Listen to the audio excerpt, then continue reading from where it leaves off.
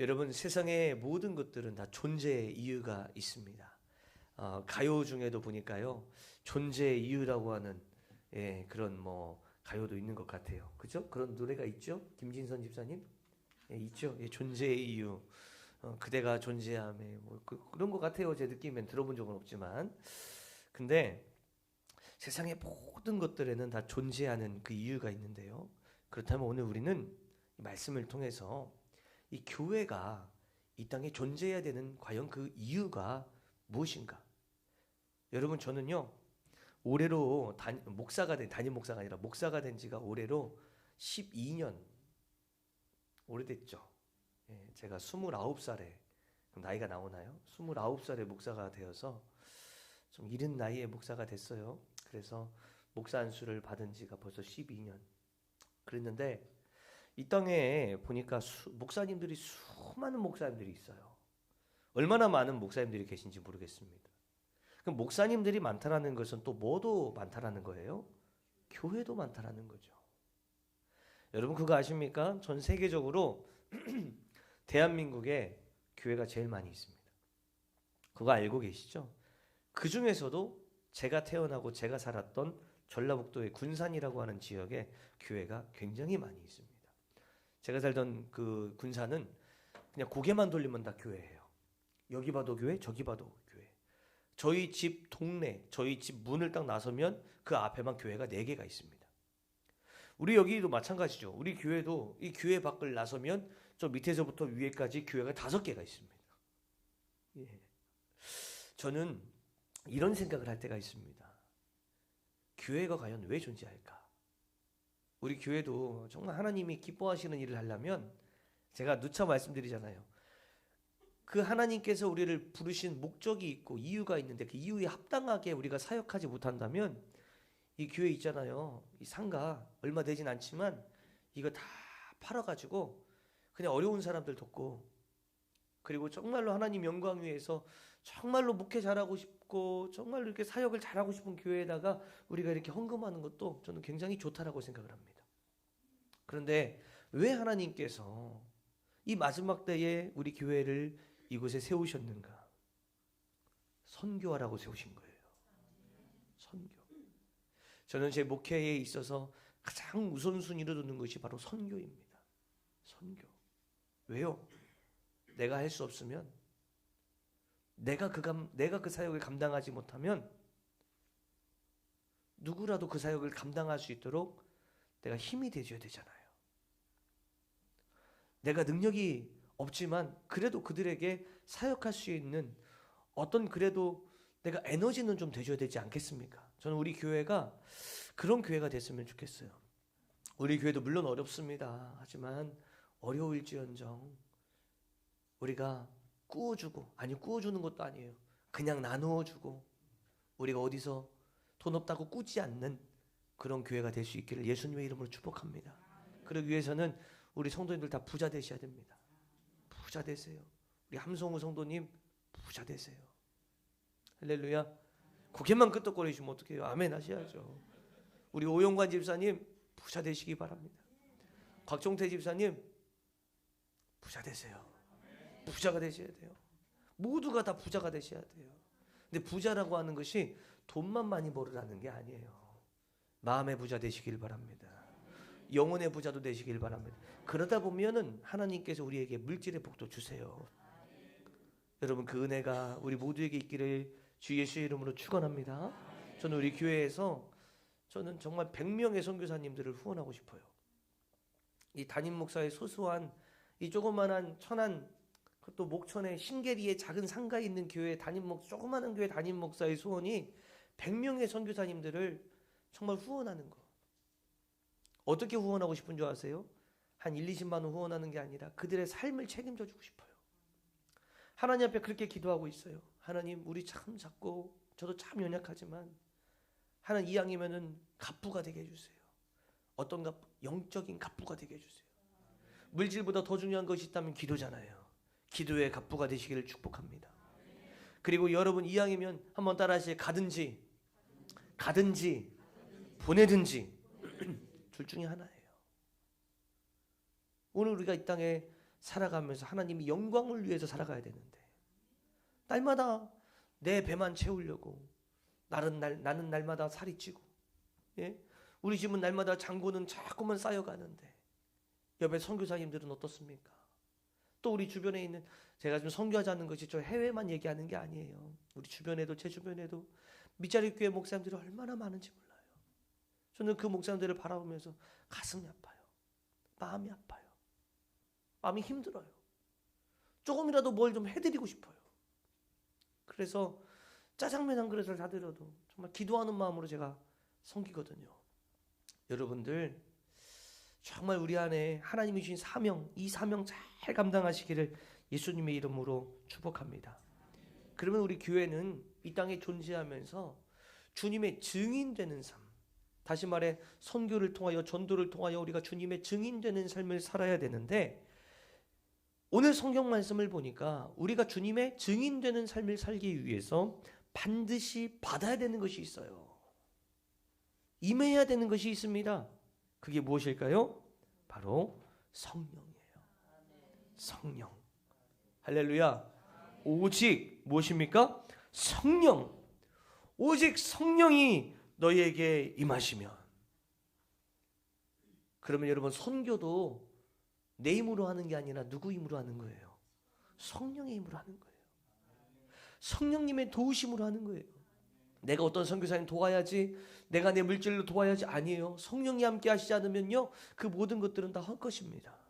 하지만 나는 정말로 부족하고 연약하지만 성령이 나에게 임하셔서 나와 함께 하시면 예루살렘과 온 유대와 사마리아와 땅끝까지 이르러 주의 복음의 증인될 수 있는 줄로 믿으시기를 축원합니다. 그러니까 선교도 마찬가지예요.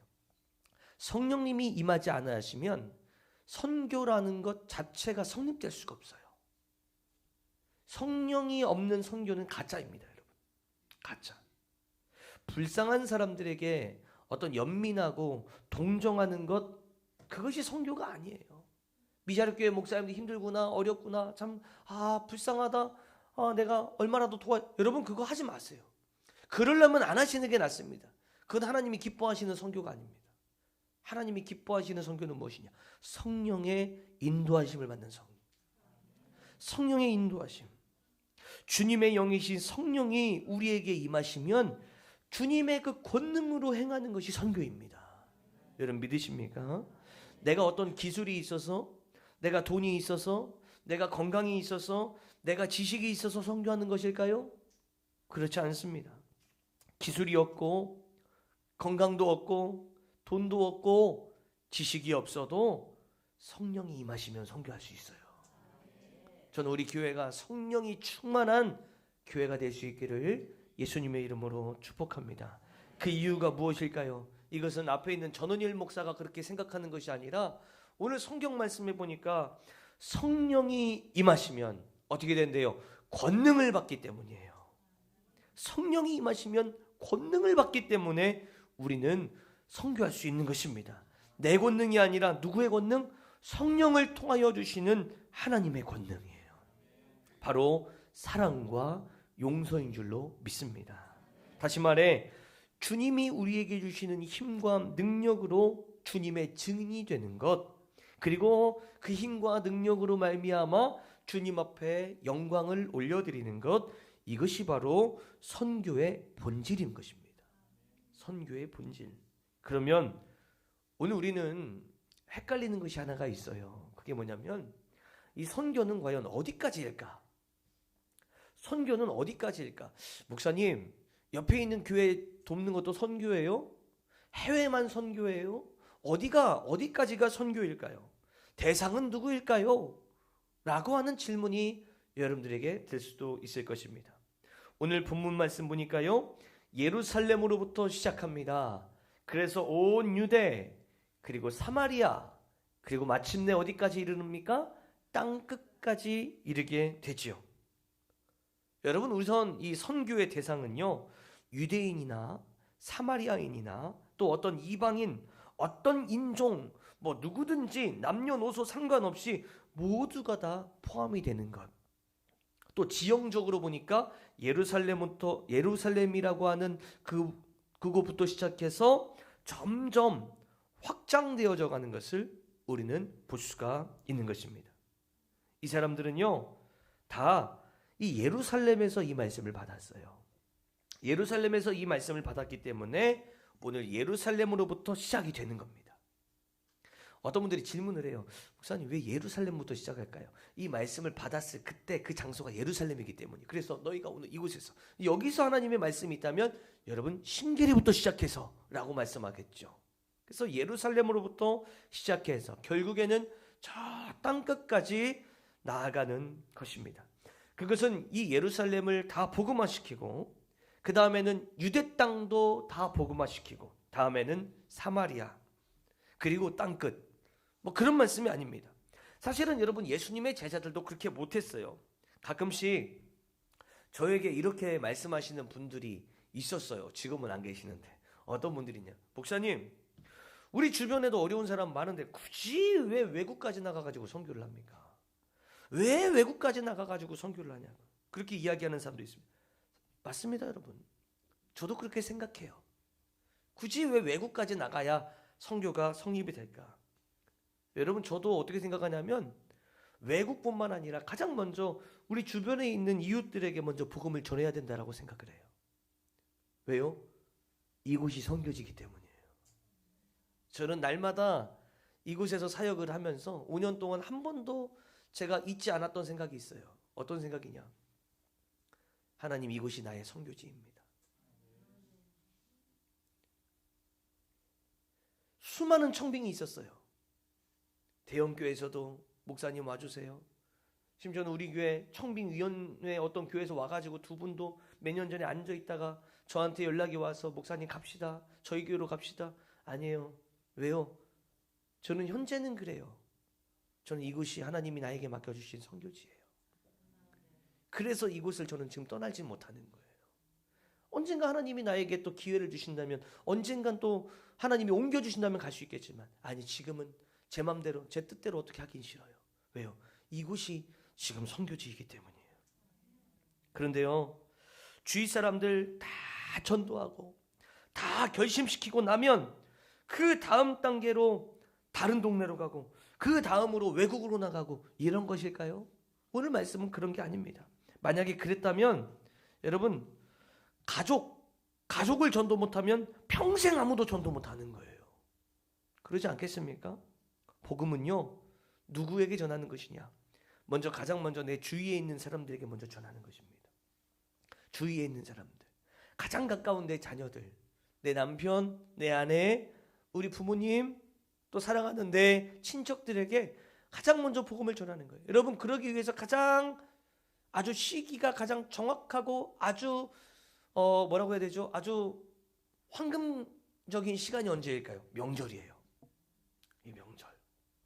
이 명절 때 가가지고 같이, 야, 그래, 나 집사인데 오늘은 그냥 가족이니까 한잔 하자. 그리고 막 서로 먹고 막 같이 막 저러지? 같이 저럴까? 그리고 같이 저러고. 여러분, 그러시면 안 된다라는 거예요. 다른 사람 그럴지언정 여러분이 먼저 본이 되는 거예요. 우리가 먼저 본이 되는 겁니다. 어떻게 해요? 나 예수 믿어. 나 교회 다녀. 너도 예수 믿어봐. 너도 예수 믿어봐. 얼마나 인생이 바뀌는지 몰라. 여러분, 거기서부터 시작을 하는 것입니다. 그래서 오늘 말씀해 보니까 예루살렘이라고 하는 그 장소부터 나와 있는 거예요. 그러나 여러분, 복음은 거기서 머물러 있는 것이 아니라 계속적으로 확장해야 된다는 것을 오늘 본문은 말씀하고 있는 것이죠. 온 유대와 또 북쪽에 있는 사마리아의 넓은 지역과 그리고 땅끝까지 이르러 복음을 계속해서 증거하며 살아가는 것이 예수 그리스도의 제자된 우리의 사명인 줄로 믿습니다. 그렇다면 여러분, 또 하나 질문이 있습니다. 땅끝은 어디일까요? 땅끝. 예전에도 한번 말씀드렸는데, 오영관 지사님 지금 그러셨죠? 해남 땅끝마을 그러셨죠? 해남 땅끝마을. 예, 맞습니다. 전라남도 해남에 가면 제가 귀가 밝아요. 예. 해남에 왜요? 그렇다고요? 예. 해남에 가면요, 여러분 진짜 땅끝 마을이라고 하는 마을이 있습니다. 그래서 여러분 그곳이 진짜 성경에서 말씀하고 있는 땅끝 마을일까요? 땅끝일까요? 그렇다면 여러분 이 땅끝이라고 하는 것은 도대체 어디일까요? 여기서 많은 선교학자들이나 신학자들이 이 땅끝에 대해서 많이 또 연구를 하고 이야기를 하고 있습니다. 근데 당시 이스라엘에 살고 있던 사람들이 입장에서 봤을 때에는 저쪽 지중해 서쪽 끝에 있는 스페인, 이 스페인이 땅끝이 아닐까 이렇게 해석하는 신학자들도 있습니다. 요나가요, 하나님의 얼굴을 피해가지고 도망갈 때 다시스로 가는 배를 어디서 탑니까? 요빠. 오빠가 아니라 요빠. 예? 요빠에서 타잖아요. 그 다시스가 어디냐면 지금의 스페인이에요. 스페인. 그래서 오늘 본문에 나와 있는 사도행전 1장 8절 말씀의 이 땅끝이 아마도 스페인이라고 하는 지역이 아닐까. 그런 생각을 하는 사람들이 있고요. 또 어떤 사람들은 아니다. 땅끝은 예루살렘에서 시작된 복음이 유럽과 아프리카 전역에 퍼지게 되었고 대서양을 건너서 아메리카 대륙으로 갔고 그래서 이제는 태평양을 건너서 한국과 아시아 지역에 그리스도의 복음이 들어갔고 그리고 점점 서쪽으로 들어가서 다시금 예루살렘으로 들어가는 것 이것을 보통 어떤 데에서는 back to 제루살렘이라 back to 제루살렘 back to 예루살렘으로 하는 것이 바로 땅끝일 것이다 이렇게 말하는 사람들도 있습니다. 또 어떤 분은 이렇게 얘기하더라고요. 지구상에서 가장 복음에 대한 박해가 심한 곳 기독교 박해국가 13년째 부동의 1위가 어딘지 아십니까? 부동의 1위 북한이에요. 제 주변에 이 북한 선교를 하시는 선교사님이 계세요. 목숨 걸고 그분은요 중국을 통해서 이렇게 북한을 들어가는데 그분이 함께 들어갔던 선교사님 중에서 제가 정확하게 모르겠습니다. 몇 명이 그냥 행방불명됐대요. 어디로 가서 돌아가셨는지를 몰라요. 이분도 늘 들어가시면서 그런 마음을 가지고 계시는 거예요. 나도 마지막일 수 있다. 나도 끝일 수 있다. 그런 생각을 가지고 가시는 것이죠. 그렇습니다. 여러분 다 일리가 있습니다. 또 그것을 땅끝으로 여기면서 열심히 사역하시는 선교사님들을 바라보면 전 참 귀해요. 얼마나 귀한지 모르겠습니다. 그런데 우리는요. 이 땅끝이라고 하는 것에 대해서 먼저 성경 안에서 그 의미를 찾는 것이 정말 중요한데요. 우리 구약성경 욥기서 28장 24절에 있는 말씀을 같이 한번 읽어보도록 하겠습니다. 같이 읽겠습니다. 시작. 이는 그가 땅끝까지 감찰하시며 온 천하를 두루 보시며 이 말씀 보십시오. 땅끝까지 감찰하시며 다시 말해서 하나님께서 감찰하시는 거예요. 하나님의 눈길이 닿는 그곳이 바로 욥기서에서 말씀하고 있는 땅끝의 의미라는 것입니다. 첫 번째, 하나님의 눈길이 닿는 그곳. 한번 따라 하실까요? 하나님의 눈길이 닿는 그곳. 그것이 땅끝의 첫 번째예요. 두 번째는 우리 로마서 말씀으로 한번 가볼까요? 로마서 10장 18절에 있는 말씀입니다. 같이 한번 읽어보도록 하겠습니다. 시작. 그러나 내가 말하노니 저희가 듣지 아니하였느냐. 그렇지 아니하다. 그 소리가 온 땅에 퍼졌고 그 말씀이 땅 끝까지 이르렀도다 하였느니라. 아멘. 여러분 이 로마서 10장에 있는 말씀을 보니까요. 이 땅 끝의 의미는 어디입니까? 말씀이 끝까지 이르는 그곳이에요. 말씀이 이르는 그곳, 거기가 땅 끝입니다. 다시 말해서 복음의 말씀이 울려 퍼져야 하는 그곳, 그것이 바로 땅 끝이다. 그것이 두 번째입니다. 그리고 세 번째는 이사야서예요. 이사야서 52장 10절에 있는 말씀 같이 한번 읽어보도록 하겠습니다. 시작. 여호와께서 열방의 목전에서 그 거룩한 팔을 나타내셨으므로 모든 땅 끝까지도 우리 하나님의 구원을 보았도다. 할렐루야. 여러분 여기서 말씀하고 있는 땅 끝은 하나님의 구원이 이르러야 하는 모든 것을 말하는 겁니다. 하나님의 구원이 다다라야 되는 모든 것. 따라서 오늘 성경이 말씀하고 있는 이 땅 끝은요. 한정된 지역이 아니에요. 전라남도 해남이 아닙니다. 그것이 아니에요. 하나님의 눈이 머무시는 곳, 하나님의 눈이 감찰하시는 그곳, 복음의 말씀이 울려 퍼져야 되는 그곳, 그래서 구원받아야 되는 그곳이 바로 성경에서 말씀하고 있는 땅 끝인 줄로 믿습니다. 그렇다면 우리가 오늘 가질 수 있는 의문점이 하나가 있는데요. 그것은 무엇인가? 선교는 누가 하는가? 이것입니다. 여러분, 선교는 누가 할까요? 특별한 부르심을 받은 선교사님들이 선교를 하는 것이 그분들만의 사명일까요? 이 문제에 대한 명쾌한 회답을 좀 찾고 싶었어요. 말씀 안에서. 그런데 말씀을 쭉 묵상하고 말씀 가지고 씨름하는데 사도행전에서 저는 그 해답을 찾을 수가 있었습니다. 사도행전에 나오는 교회론에 대해서 그 교회론을 살펴보면서 이것이 선교의 핵심이구나. 자, 예수님께서요, 예루살렘의 골고다 언덕에서 그 십자가 위에서 물과 피를 다 쏟으시고 죽으셨습니다. 그리고 죽으신 지 사흘 만에 부활을 하셨고요. 40일간 이 땅 가운데 계시다가 하늘로 승천하셨죠. 근데 승천하시기 바로 전에 제자들에게 마지막 이 선교에 대한 지상 대명령을 제자들에게 주시고 하늘로 승천하셨습니다. 그 말씀이 바로 오늘 본문에 있는 사도행전 1장 8절 말씀. 그래서 오늘 사도행전 1장 8절 말씀을 지상 최대의 명령이라고도 말씀하는 것입니다. 그리고 나서 제자들이 어떻게 하는가? 예루살렘의 다락방에 모입니다. 다락방에 모여가지고 거기에서 먹고 마시고 노는 것이 아니에요. 다락방에 모여가지고 거기서 기대하고 기도하고 기다렸어요. 그리고 사도행전 2장이 되었을 때에 성령이 그 오순절에 마가다락방에 임하셨어요. 믿으십니까? 그리고 성령의 임재하심으로 말미암아 그곳에 무엇이 처음으로 탄생이 되는가? 교회가 탄생이 돼요. 그러니까 여러분, 다시 말해 교회는 그냥 건물이 교회가 아니에요. 사람들만 모여 있다고 교회가 아니에요. 누가 계셔야 돼요? 성령이 계셔야 돼요. 성령이 임재하셔야 그곳에 모인 무리가 함께 성령의 충만함을 받아 교회가 되는 것입니다. 그래서 사도행전이라고 하는 책은 교회의 역사이면서 또 성령의 역사, 동시에 복음 전파, 즉 선교의 역사인 것입니다.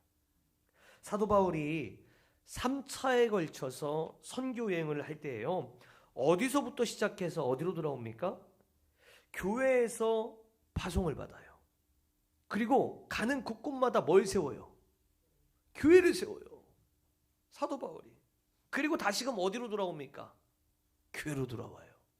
교회로 시작해서 가는 곳곳마다 교회를 세우고 다시 교회로 돌아와서 선교 보고를 하죠.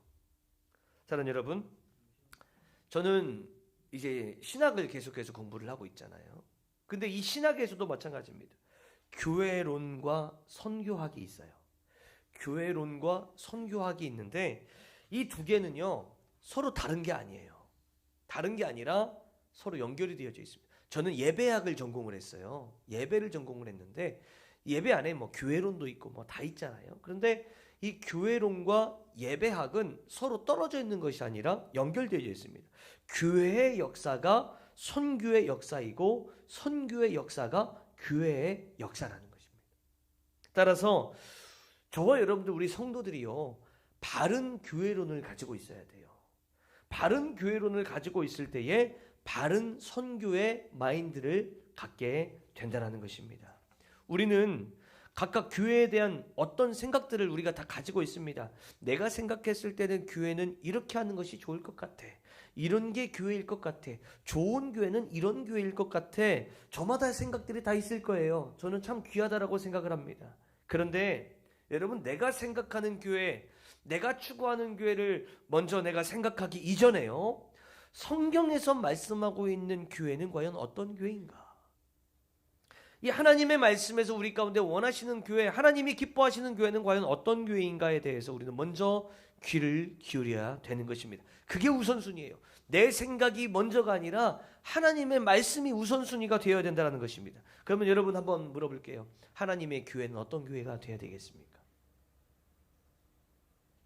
여러분이 생각하는 교회는 어떤 교회입니까? 교회는요, 우리 주님께서 핏값을 주고 사신 주님의 몸입니다. 여러분 믿으십니까? 그리고 그 교회의 머리는 누구십니까? 바로 예수 그리스도세요. 다시 말해서 머리이신 예수님께서 원하시는 곳에 이 몸이 따라가서 행하는 거예요. 내가 예수님 나 이렇게 생각하니까 예수님 나 이렇게 할 테니까 이렇게 따라오세요. 그게 아니에요. 교회의 머리 되신 예수님께서 이렇게 생각하시고 이렇게 원하신다면 몸은 그대로 따라가는 거예요. 머리가 따라가면 몸은 따라가는 것입니다. 주님의 손과 발이 되어서 세상을 치유하며 변화시키는 주님의 몸된 일을 하는 그곳이 바로 교회인 줄로 믿습니다. 가끔요 이런 분들이 있어요. 저 교회는 누구 교회야? 저 교회는 누구 교회야? 이렇게 이야기하는 분들도 있어요. 여러분 교회가 담임 목사 교회입니까? 아니에요. 담임 목사 교회 아니에요. 저는 그냥 종이에요. 저는 청직이에요. 청지기는 주인이 아니라 맡겨주신 것을 잘 관리하는 게 청지기예요. 교회 주인이 누구십니까? 교회 주인. 정확하게 보면 틀린 말이에요. 이거 누구 교회? 누구 교회가 아니라 교회는 주님의 교회입니다. 예수님의 교회입니다. 물론 영적인 책임을 맡고 있는 목사도 있고 교회 리더들도 있습니다. 그럼에도 불구하고 교회는요 주님의 교회입니다. 제 목회 철학이 하나가 있죠. 제 목회 철학 첫 번째가 뭐예요? 선교이지만 제 목회에 슬로건이 있어요. 슬로건이 뭐냐? 구별은 있어도 차별은 없다예요. 목사와 성도들의 이 구별은 있겠죠. 하지만 하나님 앞에 서면 다 똑같은 죄인이잖아요. 우리가 차별은 없어요. 예? 자 그렇다면 주님이 주인 되신 교회는 과연 어떤 사명을 가지고 있는가? 교회의 3대 사명이 있는데 제가 여러분 한번 말씀드려보도록 하겠습니다. 교회의 첫 번째 사명은 무엇인가? 하나님과 우리와의 이 수직적인 관계가 있습니다. 수직적인 관계에서 찾을 수가 있어요. 그것이 무엇일까요? 따라하겠습니다. 예배. 교회의 3대 사명 예배예요. 첫 번째 예배. 그러니까 예배가 없는 곳은 교회가 아니에요.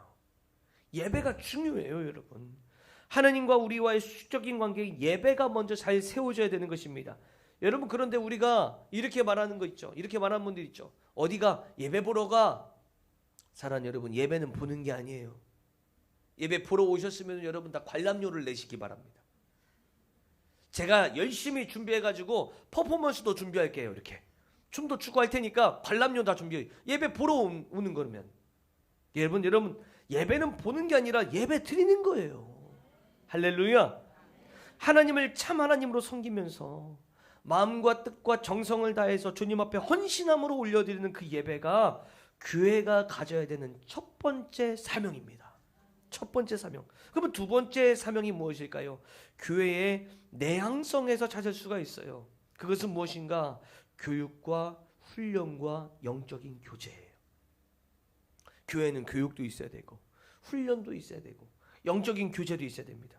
교육은요 뭐 아이들에게만 해당되는 게 아니에요. 교육부서 아이들에게만 해당되는 것이 아니라 나이와 상관없어요. 제가 그래서 우리 교회도요 이제 봄이 딱 되잖아요. 어른 성경학교를 하려고 합니다. 괜찮겠죠? 어떤 목사님이 그 표현을 쓰셨더라고요. 어른 성경학교를. 그래서 저도 하려고 그래요. 어른 성경학교. 그래서 성경을 아주 그냥 막 꿰트러 드리고 그리고 봄이 딱 되잖아요. 그 봄에 나른하게 집에서 뭐 하시겠어요? 토요일날 하루를 딱 잡아가지고 아침 9시부터 저녁 9시까지 뭐 할 건 줄 아세요? 날짜로 잡을 거예요. 봄이 딱 되면 그때 성경 일독을 할 겁니다.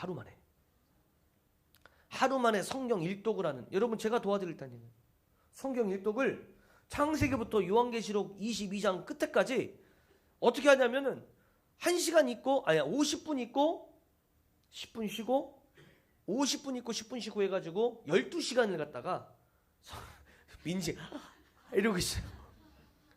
예, 여러분 제가 부목사로 있을 때 딱 2번인가 3번인가 했거든요. 돼요. 평생에 한 번도 못 읽을 것 같으면 그때라도 나와서 읽으세요. 한 번이라도. 그러니까 여러분 말씀으로 훈련받아야 되는 거예요. 이렇게 훈련받자 뭐 하자 그러면 꼭 이런 분들이 있어요. 이런 분들이라고 안 해요. 이런 인간들이라고 할게요. 이런 분들은 목사님 저 예전에 다 해봤어요 그거. 에이 뭐 다 했어요 그거. 여러분 예전에 훈련 받아도 다 훈련 받아야 돼요. 제가요 민방위도 끝났거든요. 민방위도 끝났어요. 근데 군대에서 여러분 저는 군대를 30개월 있었어요. 30개월. 요즘에 군대는 뭐 군대도 뭐 아니죠. 30개월을 2년 6개월을 빡세게 했거든요. 군생활. 그런데 2년 6개월 그렇게 훈련받고 총 쏘고 했는데 나오니까 또 훈련을 받으래요. 예비군 훈련 다 끝나니까 또 민방위 훈련을 받으래요. 얼마나 훈련밖에 없는지 몰라요. 여러분 훈련은요 또 받아야 됩니다. 왜요? 훈련은 반복이기 때문이에요. 반복이에요. 이렇게 가르치면서 일꾼이 세워지는 교회, 이것이 바로 교회의 교회다운 두 번째 사명. 세 번째는 외향성이에요. 밖으로 나가는 것. 예배와 훈련은 그 자리 교회에서 모여서 잘 모여서 예배드리고 훈련 받는 겁니다. 그러면 이제는 밖으로 나가서 뭐 해야 돼요? 선교하고 구제하고 봉사해야죠. 그렇죠? 아무리 예배 잘 드리고 아무리 훈련 잘 받았다 하더라도요, 이 세 번째 사명 이거 감당하지 못하고 우리끼리 즐겁고 우리끼리 좋은 곳으로 끝나버리면요 주님이 슬퍼하세요. 하나님이 기뻐하시지 않습니다. 이 세 번째 사역이라고 하는 것은 선교라고 하는 큰 이름 가운데에 통합이 될 수가 있는 것입니다. 복음 들고 외국 나가는 것뿐만 아니라 우리 주위의 어려운 이웃들을 돕는 것, 또 미자립 교회를 돕는 것 모두 크게 이 선교의 범위 안에 다 포함이 되어 있다는 것입니다. 선교는요 이렇게 교회를 통해서 하는 것입니다. 교회를 통해서. 그리고 교회는 반드시 선교해야 돼요. 교회의 사명입니다. 특정한 어떤 교회, 큰 교회만 선교하는 게 아니라 여러분 원래 교회는 선교하는 곳이에요. 그러니까 여러분 성경금도 좀 많이 좀 내세요. 좀. 예. 선교를 더 하고 싶은데 성경금이 모자라가지고 지난달에도요 주계좌에서 뺏어놓았어요. 성경금. 그렇다고 또 이렇게 얘기하면 목사님 또 헌금 또 설교. 아니에요 여러분, 선교 좀 많이 하라는 거예요. 그냥 그게 교회의 원리입니다. 그래서 교회는 단순한 축복 클럽 아닙니다. 사교 클럽 아닙니다. 이 땅 가운데 하나님의 영광 나타내고 생명을 구원하신 일에 부르심을 받는 사역의 공동체로 하나님께서 우리를 세우신 줄로 믿으시기를 축원합니다. 바라기는 먼저 가난한 마음으로 하나님 앞에 올려드리는 영적인 예배, 그리고 우리 한 명 한 명. 저는 우리 자녀들에게도 얘기했어요. 저희 자녀들에게 너희들 용돈 받은 거에서 단돈 1,000원이라도 성경금 해라. 너희들 먹고 싶은 거 다 먹고 살지? 너희들 1,000원이라도 헌금해야 된다. 선교해야 된다. 그래서 아이들도 그렇게 훈련을 시키고 있습니다. 한 명 한 명이 하나님의 군사로 잘 훈련받는 교육과 훈련, 그리고 이제는 밖으로 나아가서 복음과 사랑을 전하는 구제와 선교, 이 모든 것이 함께 어우러질 때에 주님이 기뻐하시는 주님의 몸된 우리 더드림 교회 공동체가 될 줄로 믿습니다. 말씀을 정리하겠습니다. 여러분 우리는요 모두가 다 선교에 빚진 사람들입니다. 백수십 년 전에 조선 땅에 많은 선교사들이 와서 또 일제시대와 한국전쟁을 통해서 수많은 믿음의 선조들의 믿음의 선배들의 선교의 핏값 위에 세워진 교회가 바로 한국교회예요. 우리 한국교회. 그래서 우리 교회는요 우리 교회를 위해서 먼저 기도하지 않아요. 나라와 민족과 한국교회를 위해서 먼저 기도하잖아요. 그래서 한국교회가 태어난 것입니다. 그 복음의 빚을 우리는 이제 갚아야 돼요. 교회 자체가 예배와 훈련의 센터입니다. 그 동시에 선교의 센터로서 그 기능을 해야 될 줄로 믿습니다. 그래서 우리 한 사람 한 사람이 다 선교사가 되시길 축복해요. 다 선교사. 내가 직접 나가든지 아니면 내 물질을 통해서 보내든지 우리 함께 주님의 선교 사명 잘 감당할 때 주님께서 기쁘게 보시고 그래 주님 앞에 칭찬받는 온전한 교회가 될 줄로 믿습니다. 저는 우리 교회에서 선교사님도 파송하고 싶어요. 아마 제가 생각할 때 우리 교회 1호 선교사 파송할 수 있는 선교사가 우리 민지이지 않을까. 우리 민지 손 들어봐봐. 이 친구가 선교사의 사명을 가지고 간호학과에 들어갔어요. 그래서 이제 1년 남았어요. 그죠? 한 1년 남았어요. 그러면 이제 우리 교회에서 파송 선교사로 얼마나 여러분 기가 막히고 은혜로운 일입니까? 우리 교회에서 100명 선교사 후원하고 50명 선교사 내보냈으면 좋겠어요. 여러분 다 나가세요 그냥. 할렐루야. 우리 하나님 앞에 영광의 박수 올려드리겠습니다. 말씀을 주신 하나님 앞에 감사의 박수 올려드리겠습니다.